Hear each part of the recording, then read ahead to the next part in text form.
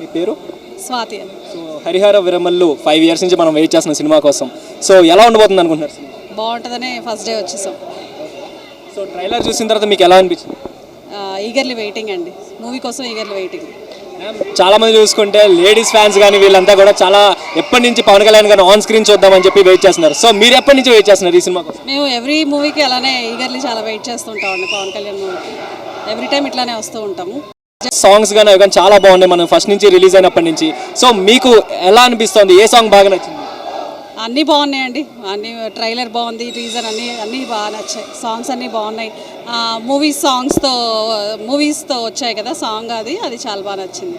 So మీకు అంటే పవన్ కళ్యాణ్ గారు యాజ్ ఏ యాక్టర్గా ఇష్టమా లేకపోతే పొలిటీషియన్గా ఇష్టమా? ఫస్ట్ యాక్టర్గానే బాగా ఇంట్రెస్ట్గా ఫస్ట్ అదే కదా జరిగింది. నెక్స్ట్ పాలిటిక్స్లో వచ్చారు, బాగుంది.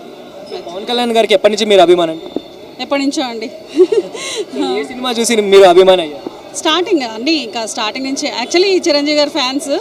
ఇంకా నెక్స్ట్ అలా జంప్ అయ్యాం మళ్ళీ ఇటు సైడ్. ఎప్పుడు చూస్తాం ఇంకా ఫ్యామిలీ మూవీస్ అన్నీ, ఓన్లీ థియేటర్లో చూసేది మేము ఫ్యామిలీ మూవీసే చూస్తాం.